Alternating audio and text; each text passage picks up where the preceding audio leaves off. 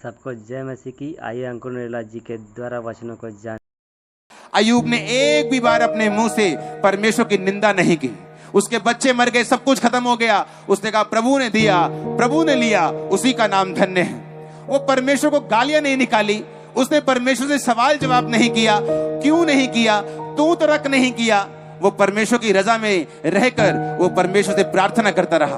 उसकी औरत बोलने लग गई, अब परमेश्वर की निंदा कर, प्रभु को गालियां निकाल। उसने कहा जिस परमेश्वर के हाथ से सुख लेते हैं क्या दुख ना ले। हालेलुया। परमेश्वर ने चंगा नहीं किया, चर्च जाना छोड़ दिया।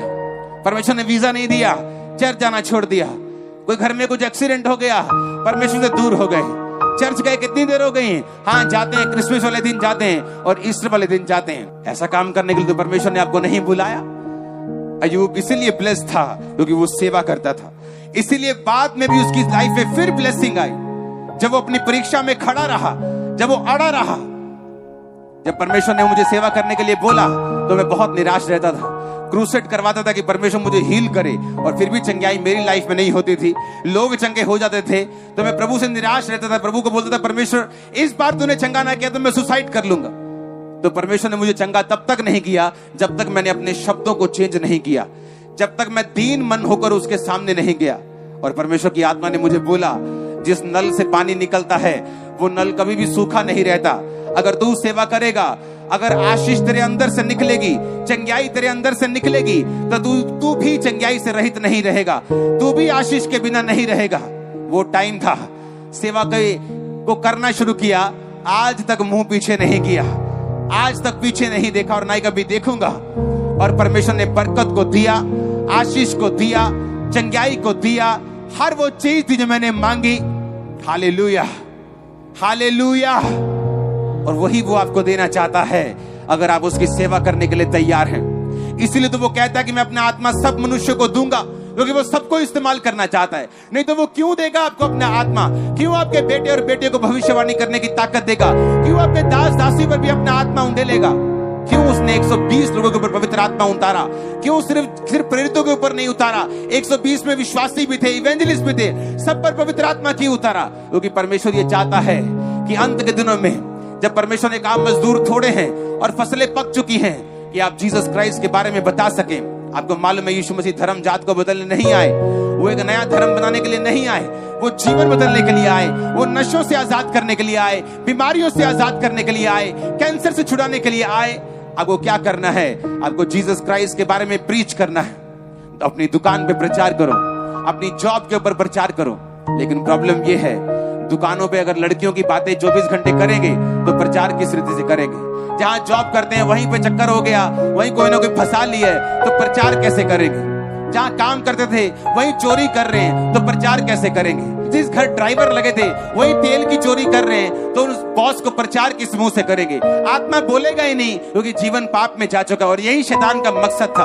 उसका मकसद आपको पाप में गिराने का यह था कि आप लोग हियाव के साथ परमेश्वर की सेवा ना कर सकें। और शैतान को मालूम है जब एक विश्वासी परमेश्वर की सेवा में नहीं है तो उसको उत्तम कभी नहीं मिलेगा। और जब तक आपको उत्तम नहीं मिलता आप क्रिश्चियन है ही नहीं, क्योंकि बाइबल कहती है इस्राएली इसीलिए चुने गए थे कि टॉप पे जाएं। मैं आपकी लाइफ पे घोषित करता हूं, अगर सेवा करने का ठान लिया, आप टॉप पे होंगे। अजनाला में टॉप पे होंगे, अमृतसर टॉप पे होंगे, पंजाब में टॉप पे होंगे, इंडिया में टॉप पे होंगे। इन जीसस नेम आमीन। ऊंचे वाला चाहिए चर्च। हालेलुया। अब पड़ोसी को सेवा करे कैसे? पड़ोसी को बताए कैसे परमेश्वर के बारे में? उसके साथ तुम रोज चुगलियां करने बैठ जाते हैं। उसके साथ तो इतनी चुगलियां करते हैं कि अपने पड़ोसी, अपने आस पड़ोस की सबकी चुगलियां उसके साथ हम कर लेते हैं। अब सेवा के लिए मुंह खुले कैसे? अब आत्मा बात करे कैसे? अब आत्मा पास्टर की लाइफ में काम करे कैसे? जब 4 पास्टर्स इकट्ठा होते हैं तो दूसरे की 5वें की बुराई करते हैं, और जब पुलपिट पे जाते हैं तो पवित्र आत्मा उतरता नहीं, लोग चंगे नहीं होते और काम नहीं परमेश्वर करता और चर्चे बढ़ती नहीं। क्योंकि आपको अगर सेवा करनी है तो आपको अलग रहना होगा। बाइबल कहती है परमेश्वर के दास पौलुस ने कहा, मैं पौलुस प्रेरित जो खुदा ने अपनी सेवकाई के लिए अलग किया है। अलग करने का मतलब यूनानी भाषा में, ग्रीक भाषा में है कि आपको एक ग्राउंड में, एक संसार से उठा के, मैं मान लो अमृतसर से उठा के इस ग्राउंड में रख दूं। अब आप ये ग्राउंड तो पूरी घूम सकते हैं, मैं आपको बाउंड्री देता हूं कि ये वाला ग्राउंड जहां लाखों लोग बैठे हैं, आप यहां घूम सकते हैं, लेकिन इस ग्राउंड के बाहर नहीं जा सकते। ये आपकी बाउंड्री है। उसी तरह पौलुस कहता है कि परमेश्वर ने मुझे अलग किया, मुझे एक जगह डिब्बे में तो नहीं बिठाया, एक ग्राउंड में बिठाया है, लेकिन मेरी बाउंड्रीज हैं। इन्हीं बाउंड्रीज के अंदर रहकर मैं परमेश्वर के कामों को करूंगा। आप उस जगह नहीं जा सकते जहां सब लोग जाते हैं। आप जहां सब लोग जाते हैं माथा टेकने, आप नहीं जा सकते। जो सब लोग खाते आप नहीं खा सकते। आप मसीह लोग वो नहीं कर सकते, उन गानों पे डांस नहीं कर सकते। आप वो नशे नहीं कर सकते जो लोग करते हैं, वो रीति रिवाज नहीं कर सकते जो लोग करते हैं, क्योंकि आपकी बाउंड्रीज हैं। आप परमेश्वर की सेवा के लिए एक बाउंड्रीज के एक आपका दायरा है जिसके अंदर परमेश्वर ने आपको ठहराया है। आप उस दायरे के अंदर घूम सकते हैं, लेकिन उसके बाहर नहीं जा सकते अगर आप परमेश्वर की सेवा करते हैं तो। और शैतान यही चाहता है। वो कहता है जो बाड़ा तोड़ेगा सांप उसको डसेगा। वो चाहता है आप बाड़ा तोड़े और परमेश्वर के वचन के बाहर जाएं। आपकी शादियों में अगर डीजे बजेंगे तो किसकी शादी पे परमेश्वर के सॉन्ग बजेंगे। आपकी शादियां अगर अन्य जातियों की रीति के अनुसार होंगी तो परमेश्वर आपकी लाइफ में क्या काम करेगा। क्या आपको मालूम नहीं आप सेवा के लिए बुलाए गए हैं। आपके घरों की शादियां, आपके घरों के फंक्शन सुसमाचार प्रचार के लिए इस्तेमाल होने चाहिए। अगर आप परमेश्वर की सेवकाई सचमुच करते हैं तो ऐसा करके देखिए। ये कठिन तो हो सकता है, लेकिन मैं आपको सच कह रहा हूं, ये आपके कण कण को अंदर तक और वंशों को जनरेशन तक बदल के रख देगा यीशु मसीह के नाम में। आपको भीख मांगने की खुदा से जरूरत नहीं पड़ेगी।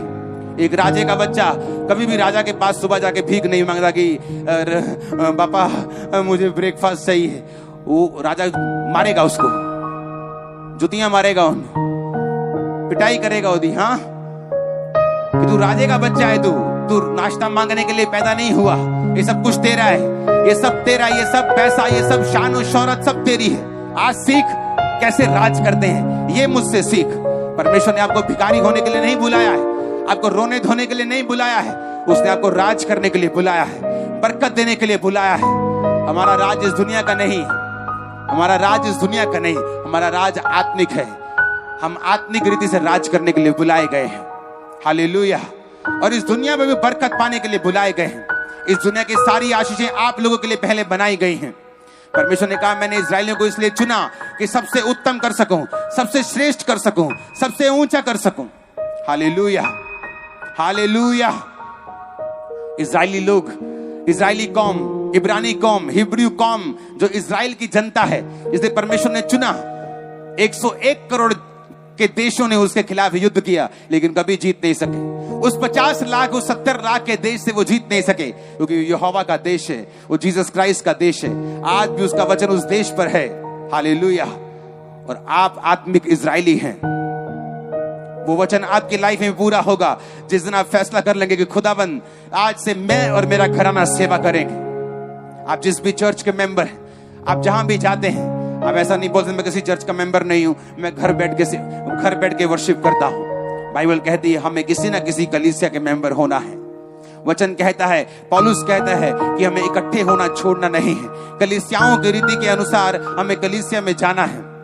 उन सारे वचनों को पूरा करना है जो परमेश्वर ने कहे हैं। हमें सेवा करनी है, क्योंकि शैतान चाहता है आपको पाप में गिराए और आपकी सेवा खत्म हो जाए। जब आप पाप में गिर गए, आपकी सेवा खत्म हो गई, आप बाड़े के बाहर चले गए, फिर सांप वहां डसेगा। जीसस क्राइस्ट के पास एक दुष्ट आत्मा वाले व्यक्ति को लेके आए। वो खुद ही आ गया, इतनी दुष्ट आत्मा थी उसमें, वो पागल था, पत्थरों से अपने आप को घायल करता था, कपड़े डालते कपड़े फाड़ देता था, कब्रों में रहता, चिल्लाता था, नंगा रहता था। जब जीसस क्राइस्ट उसके पास आए तो वो पैरों पांव में गिरा और बोला, हे परम प्रधान ईश्वर के पुत्र, तेरा मुझसे क्या काम। उसे मालूम था कि ये परमेश्वर यीशु मसीह है। यीशु मसीह ने उस दुष्ट आत्मा को निकलने की आज्ञा दी। उसने कहा तुम कितने हो? उसने कहा हम सेना है। जीसस ने कहा तुम्हारा नाम क्या है? उसने कहा सेना। सेना मतलब 5 से 12,000 की सेना होती थी, रोमी सेना। तो जीसस क्राइस्ट ने कहा जा था गड़े में। उसने कहा मुझे वो सामने सूरों का झुंड चल रहा है, वहां भेज दो। यीशु मसीह ने कहा चली जा। और लिखा वो झुंड में जो हजारों का झुंड था, उन सूरों में दुष्ट आत्मा गई और वो झील में झुंड गया और सारे मर गए। चरवाहे आए सूरों के, जीसस क्राइस्ट को बोलने लगे हमारे एरिया से चला जा, तो और भी नुकसान करेगा हमारा। तो मैं आपको पूछना चाहता हूं कि वो दुष्ट आत्माएं वो ज्यादा थी, 5-7 हजार दुष्ट आत्माएं इकट्ठी पावर थी एक बंदे में, इतना पागल कर दिया था उसको। तो इसीलिए परमेश्वर ने उसके साथ बहस जीत नहीं पाया और परमेश्वर ने कहा ठीक है मैं तेरे साथ कॉम्प्रोमाइज करता हूं, ठीक है थाकड़े में ना जा, इस झुंड में चला जा। क्या ऐसा था? नहीं। बाइबल कहती जो बाड़ा तोड़ेगा सांप उसको डसेगा, अगर वचन टूटेगा तो सांप वहां जाएगा। सूअर चराना पुराने नियम के मुताबिक पाप था, बाइबल के मुताबिक घृणित काम था।